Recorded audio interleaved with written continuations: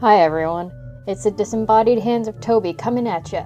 The rest of me couldn't be bothered to show up on camera this month. Hey, aren't you gonna get on camera for No! But like the Flash, I'm always almost on time. So since it's more or less Valentine's Day, probably, I wanted to make something big, sparkly, and pink.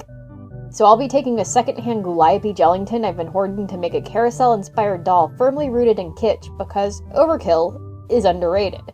And if you think about it, most carousels tend to lean pretty heavily into kitsch themselves, what with their prancing ponies, glowing lights, and gilded details. She'll essentially be a more cheerful and colorful counterpart to my contortionist. Maybe they're even part of the same circus troupe. That's cute. Instead of detailing my process though, I'm going to be doing things like I did in my Plague Doctor video. Meaning, I'm going to talk a bit about kitsch as my process plays out in the background. Also, I apparently did a really crappy job getting footage for this video, so I apologize in advance for any wackiness. Sound good? Then let's get started. Merriam-Webster defines kitsch as something that's often poor quality that nonetheless appeals to popular taste or lowbrow sensibilities. Basically, art for art's sake. Look pretty and do as little as possible. Artistic junk food. For the uninitiated, kitsch is often considered low art and is generally looked down upon by hoity-toity art people because it has nothing profound to say and often comes across as tacky, saccharine, cheap, and or painfully sentimental. Sometimes even on purpose. It exists purely to make the viewer go, aww. Think velvet paintings, lawn flamingos, dogs playing poker, Grazielda figurines, anything by Precious Moments, or even the general body of works of artists like Thomas Kincaid, Jeff Koons, Margaret Keane, and even Bob Ross. Yeah, art snobs don't tend to like them very much. You're just gonna have to trust me on that. The term kitsch is actually a German loanword first used to describe cheap and popular art found at Munich art markets during the 1860s and 70s. Eventually, kitsch as we know it grew from its more artisanal origins along with modern phenomena like mass production, the Industrial Revolution, and urbanization. Throughout the decades, kitsch has been observed and evaluated in a number of lenses from a purely artistic standpoint to even religious and political lenses. However, cultural historian, and apologies in advance for butchering her name, Celeste Olal-Kiaga theorized the role of kitsch in a more emotional setting. According to her, there are two forms of kitsch that correspond with human memory, nostalgic kitsch and melancholic kitsch. Nostalgic kitsch refers to art or objects that activate a sense of nostalgia, or yearning to recreate pleasant memories or return to the simplicity and joys of times past. Meanwhile, melancholic kitsch evokes feelings of loss and creates a sense of mourning within the viewer. In Olal-Kiaga's words, quote, an object whose decayed state exposes and reflects its utopian possibilities, a remnant constantly reliving its own death, a ruin, unquote. 1998 saw the creation of the kitsch movement, where a group of classical painters used centuries-old techniques, think along the lines of Renaissance art, to create art that elicited a specific emotional reaction from viewers. Rather than supporting the notion that kitsch is low art, the movement viewed kitsch as more of a philosophical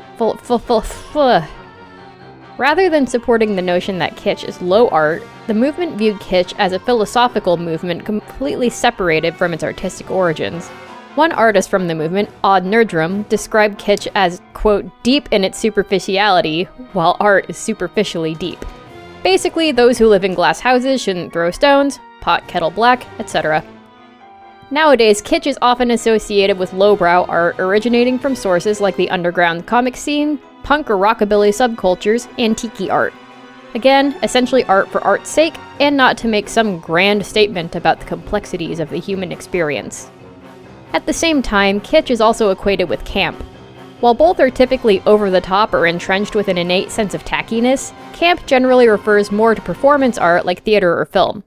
Camp sincerity is often masked by humor or a certain irony within its portrayals, while kitsch tends to lean more towards the painfully sincere. Of course, camp is synonymous with queer culture and revels in being outrageous and ridiculous, but ultimately genuine with its subject matter.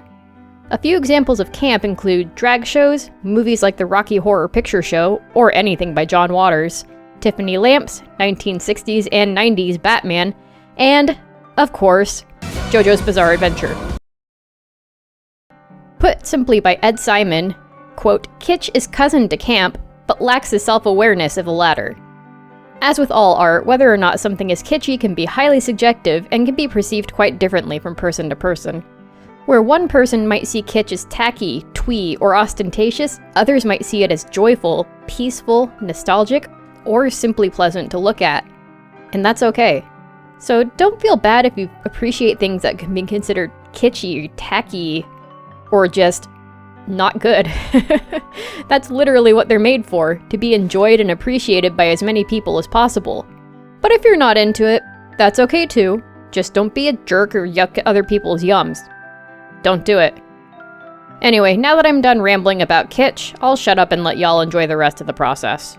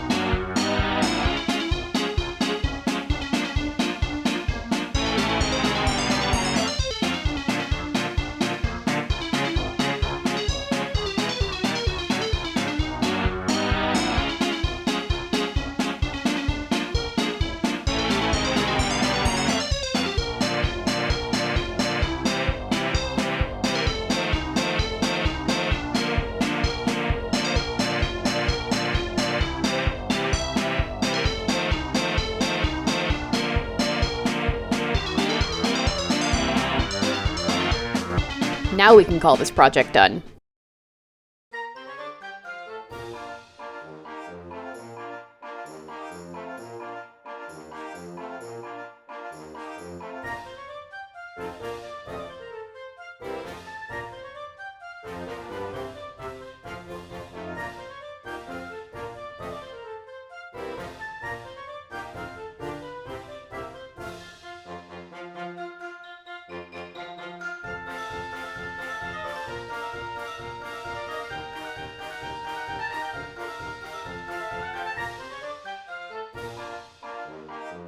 While I'm a big fan of kitsch, this project was a big departure from my comfort zone. I'm much more comfortable working with dark colors, silver tones, and simpler outfits. Even so, I'm unbelievably chuffed how good she turned out. She may even be one of my favorite customs. Might need to make more dolls like this someday. Maybe you're Himalayan carousel girl. Do you think she'd be good friends with my concussionist? Let me know down in the comments, or just leave a carousel for coloring later or so. Thanks again for watching my dudes, and I'll see you all next time.